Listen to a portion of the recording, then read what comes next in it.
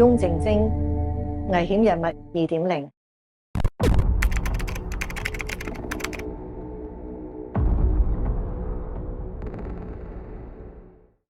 歡迎各位，危險人物2.0，我係翁靜晶，楊雲峰律師喺我身邊 ，Martin。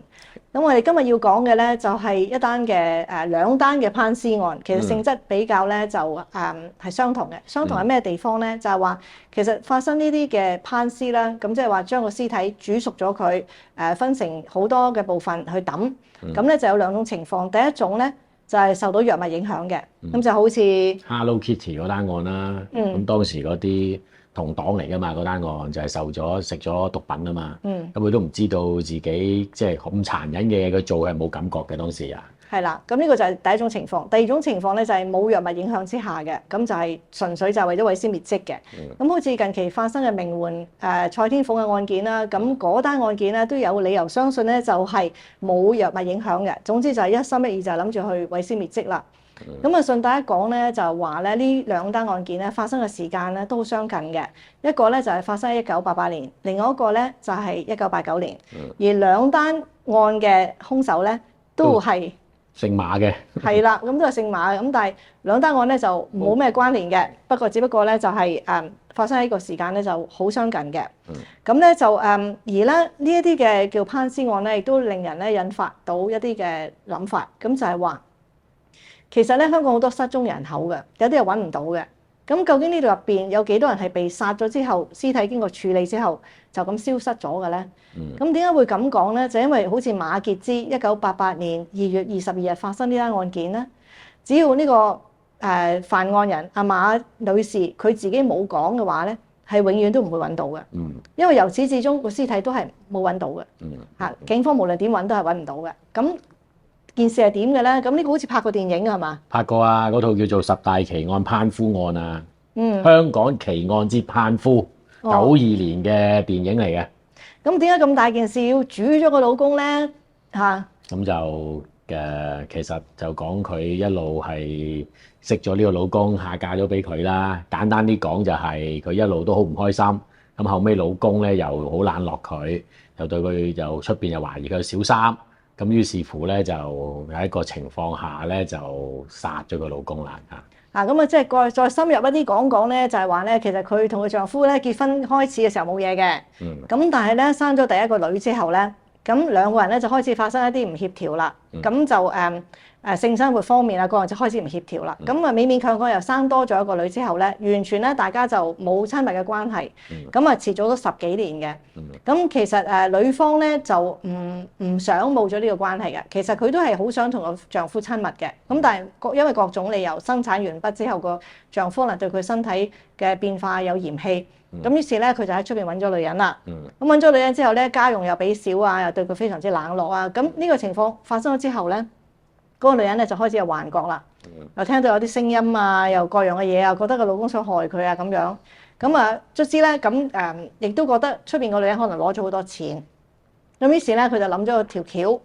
嗰條橋咧就係咧揾咗佢細佬，好似叫馬坤係嘛？馬坤就綁咗帶埋兩個人。帶埋兩個喺嗰啲地盤嗰啲揾嘅臨時工啊，咁啊一齊去綁住咗呢個死者咯，即係個老公咯。咪佢點解會咁樣？即係佢就揾一個細佬，個細佬就揾咗兩個幫手。嗰兩個幫手咧想點啊？佢哋想去打劫呢個，去逼佢攞錢嘅。咁咧佢自己就唔夠力啦，就揾咗個細佬，細佬就揾咗兩個人。咁就嗰晚咧，佢就擺咗好多嗰啲安眠藥啊落去個老公食嘅嘢嗰度嘅。咁個老公飲咗啲湯之後咧，就迷迷糊糊就瞓咗啦。瞓咗之後咧，咁佢聯同咗細佬同埋嗰兩個大隻佬咧，就嚟擁醒佢，就話問佢攞20萬。咁佢點都唔肯俾啦，但係佢仲係模模糊糊嘅，因為食咗好重安眠藥。咁唔肯俾，咁點咧？咁都冇法子嘅，咁佢揾大隻佬嚇佢，佢又唔驚，咁啊走咗啦。嗰三個走咗之後咧，咁呢個馬潔之諗下諗下又係唔忿氣，叫翻佢哋翻嚟。咁跟住呢次咧就話咧唔該你啦，幫我綁住佢喺碌架床度先，綁住佢，綁住佢先至慢慢逼佢攞啦，咁樣係嘛？係，所以佢就最後係俾人綁咗碌架床嘅。咁啊，碌架床減咗錢啦，減一半啦，本來20萬，而家變咗10萬啦，咁樣。係，但係都唔成功喎。咁呢3位人士唔成功都冇意思啦，咁啊走咗啦。咁咧就到第2日啦，咁啊馬潔之即係都幾好啦，見到咁樣煲粥俾丈夫食嘅。咁咧，但係嗰下慘啦，就發現咗佢一隻手咧已經鬆綁咗。咁咧佢就驚佢打佢啊，咁啊先下手為強，即刻攞個煲咧就梗係搏佢嘅丈夫度啦。咁佢身材係矮小啦，唔一陣啦，冇一陣咧，佢丈夫已經就反客為主，跳翻起身，可能就反抗啊咁啦。咁唔知點解佢嗰個梳化度有個鐵錘嘅，個鐵錘咧就係佢自己都講嘅，用個鐵錘殺死咗佢丈夫嘅。咁佢攞個鐵錘剝死咗個老公之後咧，咁佢就開始要諗辦法處理屍體啦。咁佢就叫人咧，就叫有個女人幫佢執屋嘅鐘點女傭，就叫佢去買咗把電鋸。咁咧就用電鋸鋸屍體咧，其實咧就係唔係好理想嘅，應該係非常之唔理想嘅。咁啊試過嗰啲人都會知㗎啦，就係咧鋸咗落去之後咧，嗰啲肉咧就成間屋咁樣飛嘅。咁佢都有同樣嘅情況啦。咁於是又唔掂啦，咁就叫佢買把手鋸翻嚟啦。咁咧就開始就分屍啦。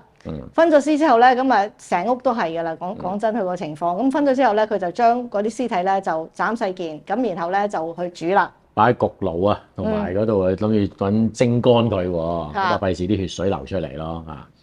然之後就將佢煲熟咗嘅屍體碎塊咧擺落去唔同嘅垃圾膠袋度，掉咗唔同嘅垃圾站。咁仲有喎，佢嗰個有啲叫做血啊濺咗落去嗰啲床單啊啲咁嘅成㗎嘛。咁咧佢就特登係揾人買一啲紅色嘅墨水，游咗落去就聲稱係小朋友貪玩整污糟嘅咁樣咯。咁啊跟住佢就走落去碼頭嗰度就揾咗兩個咕喱啦，就幫佢咧就搬晒啲嘢。咁人哋都有問嘅，喂點解咩嚟㗎？咁多紅色嘅嘢嘅？咁啊哦唔係啊，係墨水嚟啊。咁佢係真係買啲墨水冚咗。咁嗰兩個又唔覺得有啲咩問題，咁就幫佢抌咗啦。咁好啦，咁啊點咧？咁啊就係過咗一段時間，差唔多1個月之後。咁佢同呢個男人咧，即係呢個富堂咧，係有個女噶嘛，有好似有2個女噶嘛。咁佢個大女就翻嚟探佢啦。咁啊問佢爸爸去咗邊度？咁阿媽就話咧，我殺咗佢啦咁樣。咁佢都係覺得，唉，你講嘅啫，梗係嗌交咁樣講啦。咁但係咧，佢就喺個保險箱嗰度咧，就呢個時候咧，就發現佢媽收埋一封信。係。咁個封信嘅內容咧，咁就比較得人驚啦。嗱，你讀嗰封信出嚟聽下啦。好，有封親筆寫嘅信喺保險箱揾到喎。咁咧就係咁講嘅，各位好心人，替我申訴痛苦，取得合理賠償。我自59年農曆5月初4嫁咗俾佢為妻之後咧，生咗2個女，大女叫咩名，二女叫咩名咁啦。點知富堂呢位死者啊，11至12年前咧遇上一位又有一個名啦嚇，阿眉啦，你叫嗰個做阿眉啦嚇。咁啊兩個發生咗性關係喎，咁咧就咧懶待咗呢個妻子咧，富堂咧懶待咗妻子啊，足足11至12年長啊。咁唔單止咁喎，仲要減少咗家用，咁所以咧妻子即係佢自己啦，就向佢討公道啊。而富堂咧係想殺死咧佢咧，就為恐嚇佢喎，話要殺死佢喎。咁搞到佢多次容忍啦。咁啊，阿馬女士佢咁寫啊，因為佢就話見到咧阿眉咧就搶走佢老公啦，恐怕一時沉唔住氣咧，同老公對鬧嘅時候會俾老公殺害喎，恐怕冇人替佢申冤啊到時。所以今晚咧就立咗呢個字條記錄呢個心情啦。嗱咁啊，即係呢個女咧就發現佢阿媽寫封咁嘅信，就講晒佢自己有幾咁冤屈，小三啊點樣欺負佢啦，咁啊老公又唔錫佢，咁就話咧如果個老公殺咗佢咧，呢個咧就要幫佢討回公道，咁啊估唔到倒翻轉就佢殺咗個老公，咁啊好啦，咁啊跟住咁佢個女見到咁啊就事態嚴重啦，就即刻就帶埋律師咧就去報案啦，咁就話咧我爸爸可能係俾我媽殺咗，咁個警員當時都話咧都未見過咁嘅情況，個報案人一路係咁喊。一方面咧就希望佢爸爸唔好係死咗，另外一方面咧亦都好痛苦。如果佢阿媽入咗罪，佢就連阿媽都冇埋。咁但係無論如何啦，咁啊就去咗屋企啦，就搜屋啦。咁阿馬傑茲咧就好合作喎，認晒喎，係有殺人喎，乜都講晒出嚟，全部都冇問題㗎啦，認晒啦。咁咧而警方咧，因為佢間屋咧就裝修咗，就係一個月之後佢哋即係佢殺咗佢老公之後咧，佢就搬咗去第二度住嘅，搬咗去另外一個單位嗰度嘅，咁啊去個女嗰度住嘅，咁跟住咧呢個單位咧就裝修清潔，咁於是咧就警方入到去肉眼係睇唔到有任何嘢嘅。嗰個新舊嗰度就係康怡啦，新嗰度就係灣仔嘅汕頭街啊，一個新嘅地方。咁佢哋去到汕頭街係冇見任何個老公啲衣物啊，所有嘢都冇晒㗎啦。咁但係去翻舊居嗰度咧都睇唔到有啲乜嘢。咁但係嗰陣時88年咧就已經開始咧有一啲儀器啦，啲紫外光燈啦，就可以咧去探測到嗰啲屋入邊有冇血跡嘅濺血痕跡啊。嗰陣時開始有。咁因為佢用嗰把電鋸咧，咪飛到周圍都係㗎嘛。咁你啲牆啊、啲角啊、啲地方咧，除非你真係用漂白水抹得好乾淨啊，即係唔係話教你啊，即係但係即係有漂白水整過咧就好難揾㗎啦。咁但係佢冇全部抹咧，咁佢都揾到嗰啲痕跡，就揾到真係成屋都係，周圍都一點點，都幾得人驚。咁然後咧就亦都咧警察都好醒㗎啦，就話佢洗嗰啲嘢嘅時候會唔會有啲血跡或者血塊咧落咗水喉？咁啊揾埋水喉匠嚟挖啦。咁啊挖到真係有啲碎骨碎肉喎。係啊，咁啊驗啲 DNA，咁就要揾㗎，但係因為已經揾唔到，生前佢冇 DNA 嘅記錄㗎嘛，死者。係嗰陣時又冇啦，咁同埋佢又冇乜親戚啦，佢唯有要攞 DNA 喺邊度攞啊？係佢個女報警個女度啦。係啦，咁個女呢個時候咧就點都唔肯去驗啦，佢話佢唔想冇咗個阿媽啦，即係已經係咁樣啦，就唔肯去驗 DNA。咁咧就甚至乎咧警方咧話拆晒啲喉管，全部拎晒翻去，佢都唔肯同意啦。咁開始唔合作啦。咁呢個時候反而咧個兇手佢媽媽咧就話合作啦，即係唔好咁樣啦，我都認晒㗎啦，咁就完全合作啦。咁其實警方都話好少咁合作嘅，即係兇手嘅咁樣。咁但係就算係咁樣，有晒所有人嘅招認啦，都揾唔到個死屍啊嘛。佢哋去埋嗰個地盤嗰度揾埋嗰兩個搬血床單、血地氈嗰啲人㗎啦，係嘛？係啊，揾晒啊，最後都揾到晒呢啲人出嚟嘅，其實。但係就冇辦法，咁嗰陣時警方就話喂，我哋唔夠料告㗎喎，咁係咪要放啊咁樣？咁咧，於是咧就律政司咧就我諗去英國攞意見啦，就攞到個意見翻嚟幾好喎呢個，你睇下。佢就話可以告。英國曾經有個案例啊，係又係類似咁樣嘅，咁咧但係揾唔到屍體。但係後尾咧，終於咧有人出嚟啊認翻啦，就咧但係個屍體好可惜咧，就已經係喺嗰個起咗座橋㗎啦，嗰個埋屍嘅地方。咁為咗咧後尾咧就係唔冇嗰個案例咁講嘅，冇理由拆一條橋去㗎嘛，就喺冇屍體嘅情況下咧，都足夠喺其他證據咧定咗罪嘅。係啦，即係即係都係一樣係情況係咁樣啦，兇手合作係認晒啦，但係個問題就話佢認嘅時候已經係幾年後㗎啦。咁佢話佢自己埋屍嘅地方咧，已經咧就俾咗無數咁多幾多億銀咧，就整咗條大嘅通車嗰啲橋嚇，啲馬路通車嘅橋，你冇理由成條倫敦大橋拆咗落嚟，然之後咧就掘個屍體嘅，做唔到咁，所以就喺冇屍體嘅情況之下咧，咁就都係認咗罪。咁呢單案件咧，咁啊最後嗰個審訊結果咧，咁就有兩個嘅，第一個咧就係佢個細佬阿馬坤同埋嗰兩個朋友，咁咧就幫手去綁住嗰個死者啊，去壓迫佢攞錢啦。咁嗰兩個朋友就放咗啦，就有人攬晒上身就放咗呢兩個。咁而呢個細佬咁啊，法庭都酌情嘅，就判咗佢2年監禁，但係2年緩刑，即係都唔使坐啦。咁咧呢個馬傑茲咧就上庭係認晒所有嘢嘅，咁但係因為佢個精神狀態，當時咧就發現咧佢係唔正常嘅。嗱呢啲都其實都係幫佢㗎啦，咁即係覺得佢情有可原。你會睇到咧好多時候一啲案件上咗法庭之後，你會睇到你如果係一個好人，有人會同情你嘅，法官會同情你，陪審團會同情你，就算嗰啲心理學家或者係精神科醫生，佢都會同情你嘅，只要你係老實嘅，講真話嘅。咁精神科醫生控方嘅就話佢係長期受到佢嘅丈夫嘅精神虐待，咁所以咧佢先會忍無可忍之下咧，就個精神發生咗問題啦，就係犯咗呢個案嘅。咁你有冇覺得呢個有啲似啊？呢個有啊，其實我哋頭先即係講好多唔同嘅案，有啲被告佢一上去就講大話嘅，以為自己好醒嘅；有啲被告佢係好蠢嘅，但係佢係咁講真話嘅，到最後係反而蠢嗰個係冇事喎，因為佢講真話喎。其實我諗緊呢個長期受到精神虐待嘅咧，我覺得有陣時都真係偏袒去女性嘅，即係你話如果個老婆提出呢樣嘢咧，好多時候都會話個老公精神虐待個太太作為兇手咧，好多時候都會得到即係一個好即係比較從輕嘅對待。但係你睇下張其中，我成日都覺得呢單案我心即係睇見都覺得戥佢有啲好戥佢有啲好不值嚇。咁佢都係長期受到精神虐待，但係佢就證實唔到佢嗰個立場。咁但係當然佢唔係話好似呢個馬女士咁積極配合啦。咁係呢個亦都係可能係有個分歧嘅。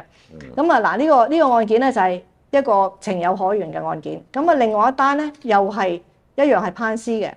咁呢單咧就唔同啦。咁頭先我哋所講馬傑茲呢個案件咧，證據都係只係話佢係將嗰啲屍體嘅肉係蒸熟咗之後，就斬開好多塊，然之後咧就攞去抌嘅啫。咁但係呢一個惡劣嘅咧，呢個咧就叫馬鞍，呢個係1989年嘅，即係兩單案係大概距離1年嘅。呢個馬鞍咧殺咗16歲嘅被害人之後咧，佢肢解咗佢之後咧，仲要擺番茄薯仔落去煲。咁呢個嘅案情咧，係咪有啲似蔡天鳳嗰單案咧？呢個好似喎，係都係煲湯喎，因為你講嚟聽下呢個。咁呢個就係喺牛頭角上村嘅一單案件嚟嘅，喺1989年1月底到啦。咁咧就發現咗咧，係喺個單位裏邊咧，發現咗一個冇頭又冇手腳嘅嗰個乳房，亦都切咗嘅一個赤裸嘅女屍。咁咧，但係咧喺側邊呢個單位嘅側邊咧嘅一啲垃圾站裏邊咧，揾到10幾袋咧，係就有呢一個死者嘅頭啊、手啊、腳啊、肉碎啊嗰啲咯。咁喺呢個單位裏邊都揾到一啲煲過屍體嘅跡象啦，就係番茄啊、薯仔啊咁樣煲屍體嘅情況咯。咁呢個咧兇手咧，佢就58歲嘅犯案嘅時候，叫做馬安，佢係一個政府嘅清潔工，退咗休嘅。咁咧佢就住喺嗰條牛頭角嗰條村嗰度嘅。咁佢為人都係乞人憎噶啦，即係成日即係同啲鄰居又唔和睦噶啦，老婆啊走咗，生過5個仔女，4個都唔同佢住噶啦，淨係得翻個仔好似揸車嘅。咁但係案發前幾日都同佢炒埋大鑊就走埋啦。咁呢個女仔係佢個鄰居嚟嘅。咁個女仔咧就係叫做阿何佩華，16歲嘅啫，好好一個學生，讀書好叻，個個都話係好乖嘅。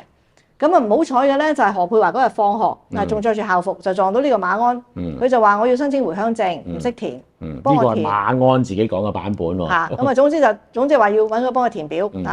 總之佢就用一個藉口就氹咗個女仔入咗佢間屋。冇跡象顯示佢係掹佢入去嘅。係咁，佢入咗佢間屋。咁入咗佢間屋之後咧，根據個兇手講咧，就話個女仔入咗去之後冇幾耐就覺得唔係幾想喺嗰度啦。咁啊想走啦。咁就佢就喂，做乜你應承幫我填表你要走？咁就發生爭執。咁嗱，跟住之後佢個女仔反抗佢，佢話竟然夠膽反抗佢就暴力對待佢啦。咁佢就話個女仔打翻轉頭啦，即係當然個女仔會掙扎啦。咁呢啲佢就當然好唔公道嘅就係死者已經死咗啦，你話乜都得㗎啦，係嘛？咁但係就法醫就話佢冇證據顯示佢強姦過佢，但係佢就將佢個乳房切咗。咁通常呢一啲都係顯示一啲得唔到嘅嗰種嘅反常嘅感覺嘅。咁但係個女仔就俾佢殺咗啦。咁點樣會發現嘅咧？就係咧呢個馬安咧，其實佢住喺個隔離咧，就有一個眉精目企嘅一個警察嘅。咁個警察住喺隔離嘅。咁個警察咧，其實放工前一日，即係案發嗰日放工，已經見到呢個馬安咧喺度揼嘢㗎啦。咁咧就揼啲咩咧？已經望到係啲湯渣嗰啲咁嘅嘢嘅。咁但係個量好大。咁佢嗰一日就翻咗屋企就冇咩嘢特別去留意。但係第二日呢個何小姐呢個女仔嘅爸爸咧，周圍喺度揾女啦，成晚冇翻屋企，咁乖嘅細蚊仔唔會唔翻嚟嘅。所以咁嗰陣時佢就開始，咦，有人喺度揾女啦。咁跟住喺嗰個時候咧，又見到嗰個馬安又喺度拎住好多湯渣出嚟揼喎。咁啱啱好嗰陣時咧，就有另外一個警察咧又行過啊，就同佢傾開偈咧，就留意嗰個人形跡可疑，拎住咁多啲湯渣出嚟揼，咪撩開睇下入邊全部都係肉。喂，住呢條村又唔係好有錢，你全部都未食過嘅，又湯料又肉咁樣揼，開始覺得可疑。咁再加上咧個女唔見咗，係咪？咁就兩樣嘢拼埋一齊就非常之可疑啦。咁就係咁樣發現嘅。你話如果唔係因為嗰個警察眉精目企，又啱啱好撞到嗰個女揾緊，即係個爸爸揾緊個女，又係一個咁貧窮，即係比較唔係話咁富裕嘅村，揼咁多未食過嘅嘢出嚟。你話如果唔係有天時地利人和，咁係咪揾唔到咧？可能係失蹤人口咯，學你話齋。就係啦，所以你話呢種嘅烹煮，咁佢個諗法咧就係都係將啲嘢假裝成為食物咁樣去揼嘅。咁當然呢個咧就冇辦法啦，呢個就直情咧就係要終身監禁啦。咁佢就係被判處咗終身監禁嘅，即係冇任何可以講係減刑嘅理由嘅。冇啦，梗係啊。咁啊，其實兩單案都係一個烹屍嘅情況咯。所以咧，其實我哋已經知道啦，烹屍咧啲人成日都問噶嘛，有最近嗰單案。咁啊，煮到咧啲證據爛晒啦，咪告唔到咯。咁好明顯唔係啦，兩單謀殺罪名，一單誤殺罪成，呢單謀殺罪成嘅。嗱，第一單嘅唔同處就係因為佢冇咗個屍體啦嚇，咁佢係佢個形容嘅。咁仲有我哋上一次都有講另外一單案件，都係一樣係咁樣斬成好多塊，咁跟住咧就抌咗去嗰啲街市入邊嗰啲肉檔嗰度啊嘛，你記唔記得啊？係。即係好多時候個處理方法咧，都係將佢扮成食物嘅。咁咧就有陣時會俾啲野狗食咗啦。咁比較惡劣嘅就抌喺街市嗰啲肉檔嗰度，變成好似人哋以為係豬肉啊咁樣咧，就執咗去食。咁呢啲係比較惡劣啲嘅。咁頭先講嘅馬傑之嗰單案咧，咁佢就精神病啦，咁就入咗精神病院嘅，咁就係攀夫案嗰單啦。